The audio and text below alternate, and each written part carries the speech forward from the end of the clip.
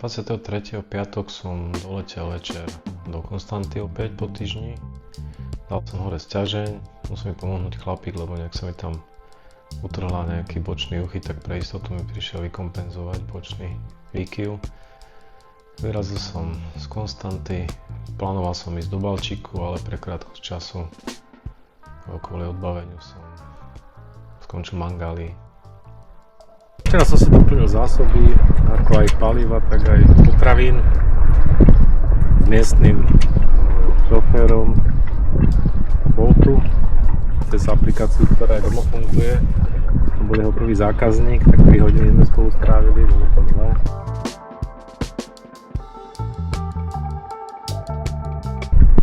Určite ma pozrieť aj sekuriťak, čo mi strážil loď. No a verím, že dneska budem v tom Balčíku a že všetko bude hladko. Takže konečne odrážam od móla, aby som bol čo najskôr na mori. Ideme do Mangálie nakoniec. Ideme rýchlosťou 7 Išlo to okolo 4 uzlov, 4,5. Pekne odzadu, do boku, ako sadke. Neskôr sa vietor otočil, protismer, tak staré známe motorovanie. No a tu už som v Mangálii, v Rumunsku, stále. Mangália,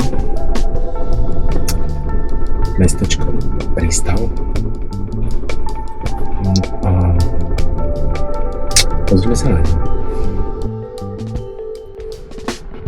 Pekne vybavený prístav, marína.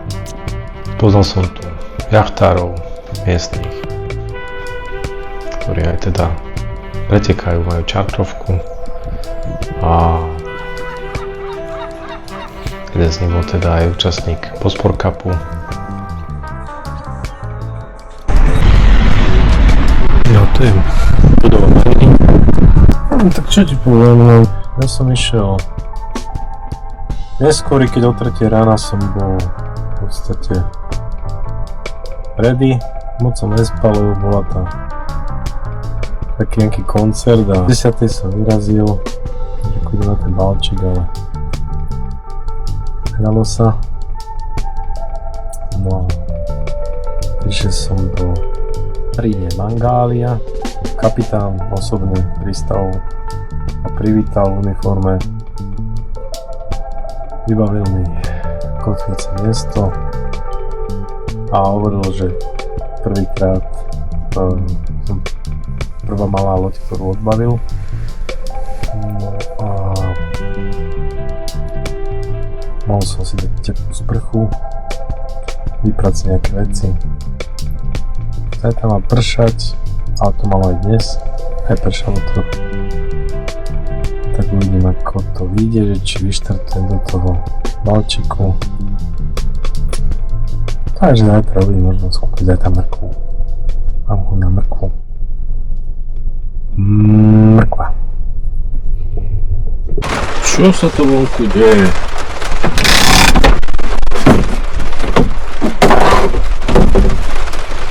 Prší. Na čo? Budem tu musieť zostať. Bol prístav, tu je už Čiernomorská pláž, letovisko.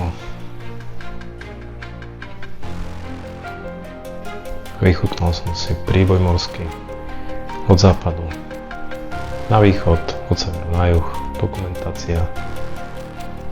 Stredisko pripravené na letnú sezónu.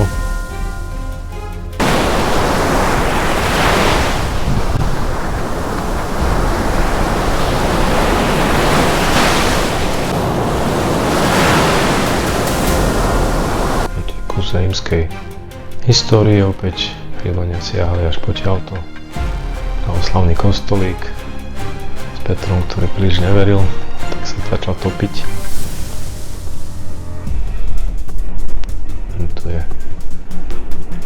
mesta. Takáto opustená loď, bolo ich tam viacej, ľudia nemali na platenie prevádzky, tak tam sú odstavené tak večera a čaj skoro o 5.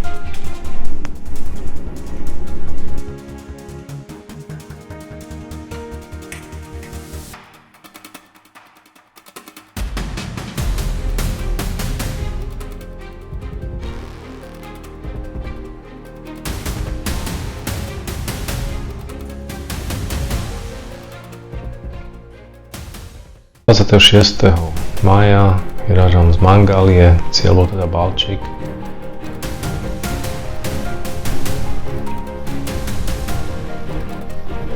Etapa dlhá 86 km. Áno, bolo nádherné, chladné, 14 stupňové.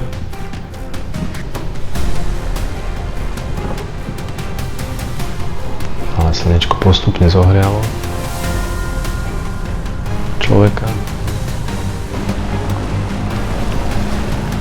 No a dalo sa ísť na plachtách. To bol veľmi pekný úsek.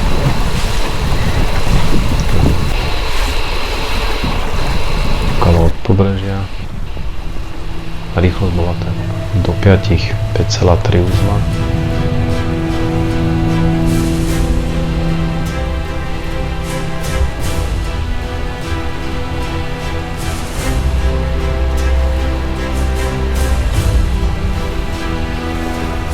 Opraty v rukách,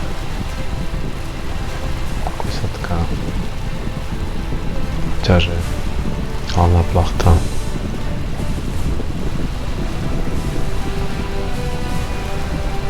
Ktorý si podskakuje spokojne. Keď trochu prifúkne, vypustím hlavnú plachtu. Aby bol optimálny náklon do 10 stupňov.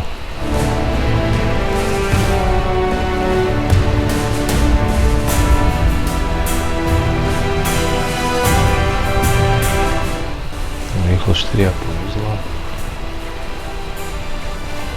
Takto nejak to vyzerá. Na mori sa tak zaťahuje tie oblaky. Sa zhosťujú.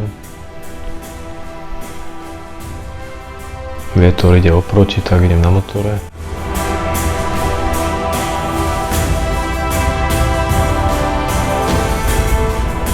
Výbežok pred Balčíkom, taký nos.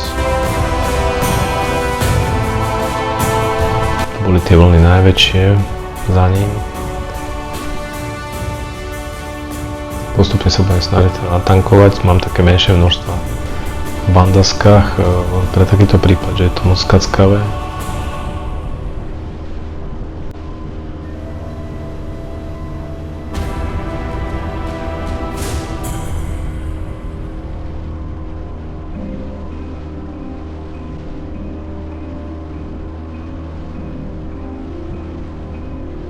Opäť dva husie krky, prepojím, som zafixovaný, nohami zapretý, no už dostatok paliva, až sa rysuje tam nádherné vápencové skaly baltické a tu už Balčík v plnej paráde, pekné malebné mesto.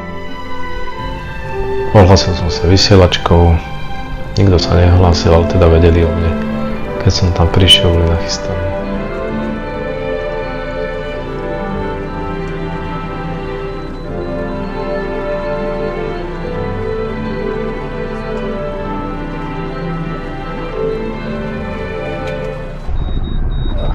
What is the model? The McGregor or? McGregor, the smallest, Yeah. 19.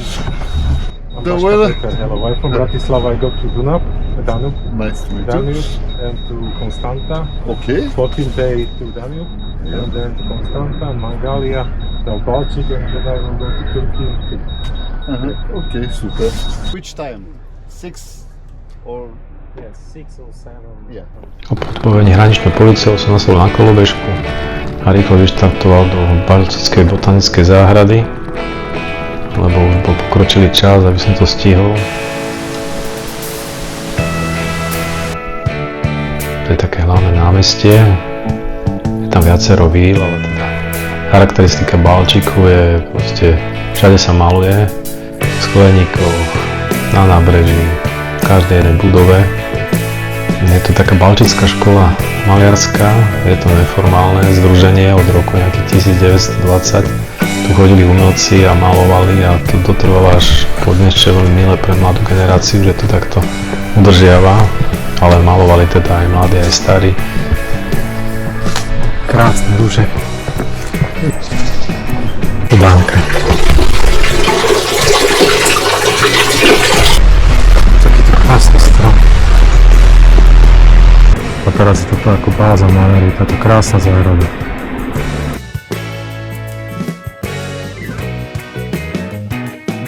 Je to vlastne rezidenčné sídlo letné kráľovnej Márii, ktorá tu trávila leto. A to sú také typické balticko-maliarské obrazy, ktoré sú tu prezentované. Tu žila kráľovna, tu spala. Bola to veľmi obetová žena, pomáhala v prvej svetovej vojne ošetrovať vojakov. Odtiaľto si kráľovna pozorovala morský obzor. Dnes by videla výbalové ihrisko. Tu ešte nejaké zábery zo skleníka, najväčšia zbierka kaktusov a sukulentov v Európe. 27. mája pokračujem malým zdržaním. Rozhodoval som sa, či ísť do Varny alebo do Sozopolu.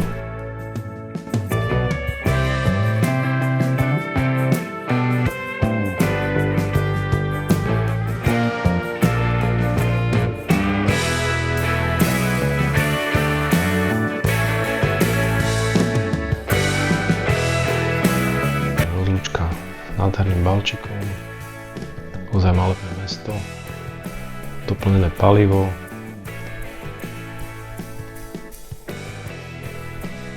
Teraz ešte buď teda smer Varna, alebo ten Sozopol.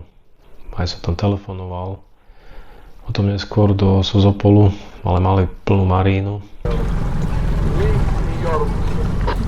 Thank you, I take photo with you. Bye bye.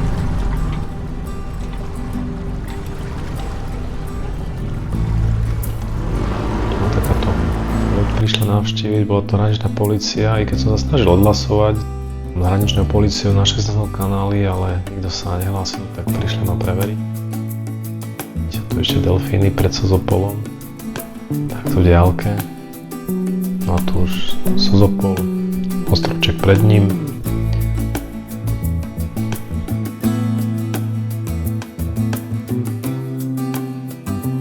Prichádzam do Maríny. Po pravej strane vidno miesto, kde budem kotviť a je tam aj čerpacia stanica. Ešte vyruším čajku. Na ľavej strane umiestnená marina je nefunkčná, je vo rekonštrukcii, ale potom som teda našiel oproti, no už takýto nádherný západ slnka, rozlúčka s dobrodružstvom. Čiernomorským prvý diel. Ďakujem za pozornosť.